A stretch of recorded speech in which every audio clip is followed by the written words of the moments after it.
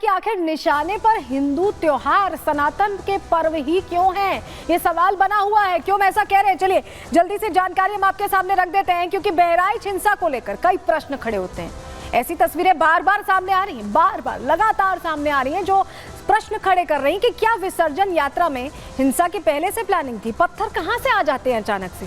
सारी चीजें, सारी व्यवस्था, आप सोचिए कि मौत की घाट उतारने के लिए रिवॉल्वर भी तो आई होगी। छतों पर क्या पहले से पत्थर इकट्ठा करके रखे गए थे? क्या पहले से ही तैयारी थी कि यात्रा इस रूट से गुजरेगी और पत्थरबाजी की जाएगी? हिंसा के दौरान हथियार आए तभी तो एक शख्स को मौत के घाट उतार दिया गया। राम गोपाल मिश्रा की जान यूं ही तो नहीं गई है, पहले से ही तैयारी थी। क्या पहले से ही बंदूकें लाकर रखी गई? क्या हिंसा की साजिश प्रशासन भाप नहीं पाया? क्योंकि प्रशासन भाप नहीं पाया और इसीलिए इस तरह की तस्वीर सामने आई, जो अपने आप में कई प्रश्न खड़े कर रही है। और इस पर भी देखिए, सियासतदान सियासत तो कर ही रहे हैं, उससे वो पीछे नहीं हट रहे, क्योंकि उनके लिए तो उपचुनाव है, उन्हें उस मौके को कैश करना है। सुनिए जरा। कानून से किसी को भी खिलवाड़ करने की इजाज़त नहीं है। जो भी दोषी होगा, जांच चल रही है, कड़ी कार्रवाई होगी। स्थिति सामान्य है और दोषियों की पहचान की जा रही है। अगर अनुशासन का पालन करवाने में यदि पुलिस के अधिकारी कर्मचारियों को भी लापरवाही पाई गई तो उन पर भी कड़ी कार्रवाई। बहराइच या और जगह जो घटनाएं हो रही हैं उसके जिम्मेदार अगर कोई है तो शासन है, प्रशासन है और इनकी वोट की राजनीति है, जिसकी वजह से ये जानबूझ करके करा रहे हैं। कभी किसी के खिलाफ स्टेटमेंट दिलवा देना, कभी टीवी चैनलों पर झगड़ा करा देना, ये इनकी सोची समझी चाल है। मैं जनता से अपील करूंगा कि भारतीय जनता पार्टी की चाल समझिए।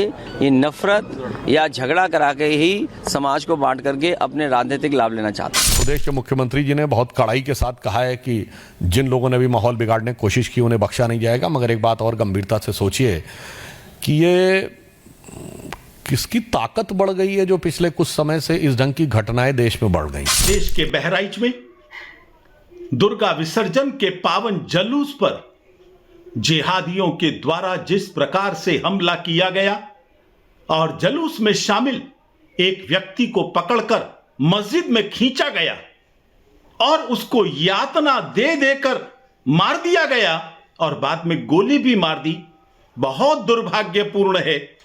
हिंदू समाज के लिए चुनौती है और मुस्लिम समाज के लिए आत्मनिरीक्षण करने का अवसर है। और अगर आप सोच रहे हैं कि ये सिर्फ उत्तर प्रदेश के बहराइच से सामने आया है ना, तो आप गलत हैं, क्योंकि ये उत्तर, दक्षिण, पूरब, पश्चिम कहीं से भी सामने आने लगा है आजकल। तस्वीर दिखाइए जरा।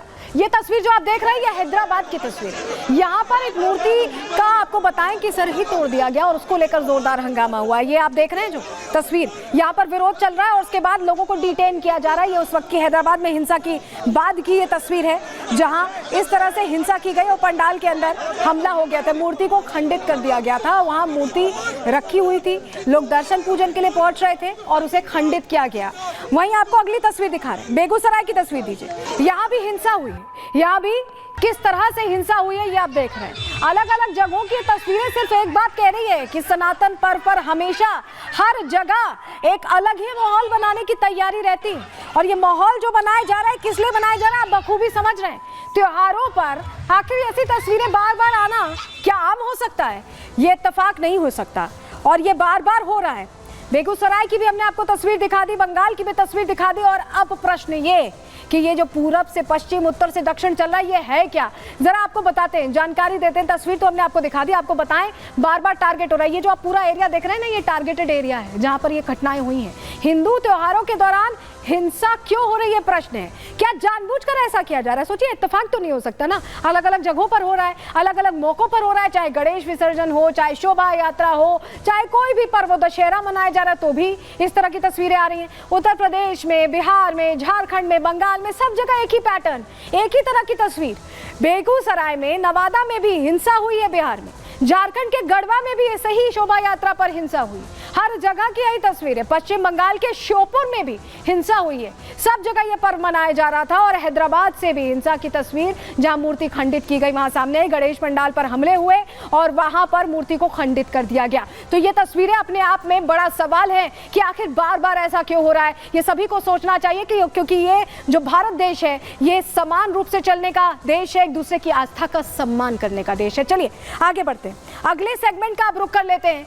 अगले सेगमेंट में बात हम महाराष्ट्र की करना चाह रहे हैं, मुंबई की, जहां पर ऐसा लग रहा है कि डी कंपनी के बाद अब एल गैंग का डर है। लॉरेंस गैंग यहां अपना दबदबा कायम करने की कोशिश कर रहा है। बात इसी की अब करेंगे।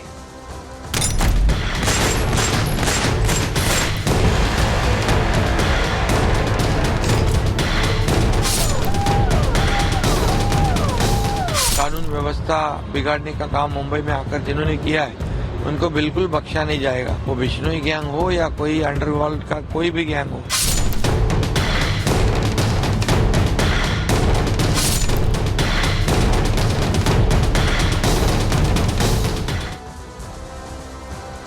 बाबा सिद्दीकी को जैसे मौत के घाट उतारा गया, उसके बाद पूरा मुंबई डर और दहशत में।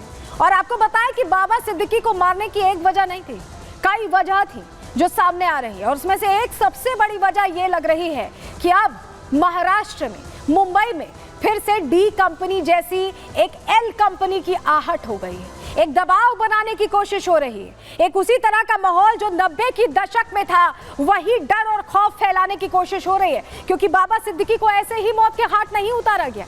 मकसद यही है कि डर और दहशत बनाई जाए, क्योंकि उसके बाद उगाही होगी, पैसों की उगाही। आपको पहले बताते हैं कि बाबा सिद्दीकी मर्डर केस में अब तक क्या अपडेट है। देखिए, आपको बताएं 3 आरोपियों को पकड़ा गया, 2 उसी वक्त पकड़ दिए गए थे जब मौत के घाट उतार दिया गया था बाबा सिद्दीकी को अचानक फायरिंग करके। और उसके बाद एक शख्स तब पकड़ा गया जब जानकारी मिली कि पोस्ट आए, सोशल मीडिया पोस्ट आए, और अभी 3 फरार हैं।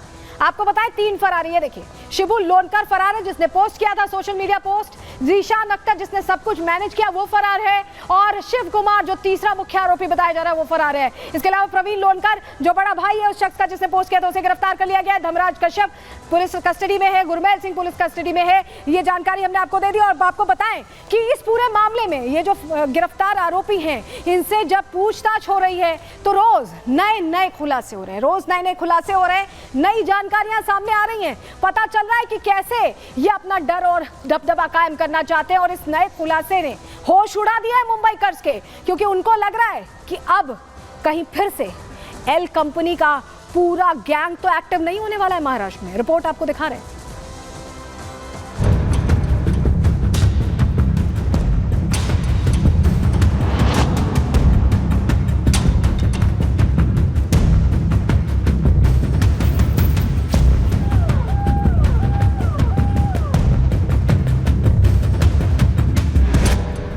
सिद्दीकी का मर्डर, माया नगरी में डर। जांच में जुटी पुलिस, मर्डर के पीछे किसकी साजिश? लॉरेंस के खास सभी आरोपियों की तलाश। एनसीपी नेता बाबा सिद्दीकी के मर्डर के बाद मुंबई में डर का माहौल है। 3 आरोपियों को गिरफ्तार कर पुलिस नए खुलासे कर रही है, जिससे इस हत्याकांड के पीछे की एक तस्वीर साफ होती जा रही है। लेकिन अभी भी एक सवाल बना हुआ है कि आखिर बाबा सिद्दीकी की हत्या के पीछे असल मोटिव क्या था?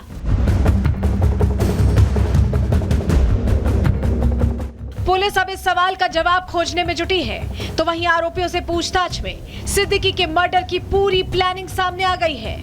पूछताछ में धर्मराज कश्यप और गुरनेल सिंह ने बताया कि शिव कुमार पूरी टीम को लीड कर रहा था। प्लान के मुताबिक गुरमेल और धनराज को सिद्दीकी पर गोली चलानी थी, लेकिन बाबा सिद्दीकी के आसपास मौजूद लोग और सिक्योरिटी को देखकर प्लान बदला गया। शिव कुमार ने दोनों को बताया कि गोली अब खुद ही मारेगा, अगर गड़बड़ होती है तो उसके साथ गोली चलाकर फरार हो जाएंगे। आरोपियों ने प्लानिंग तो पूरी की थी, गोली मारने और मौके से भागने का पूरा प्लान तैयार किया था, लेकिन गोली चलाने के बाद हालात बदल गए।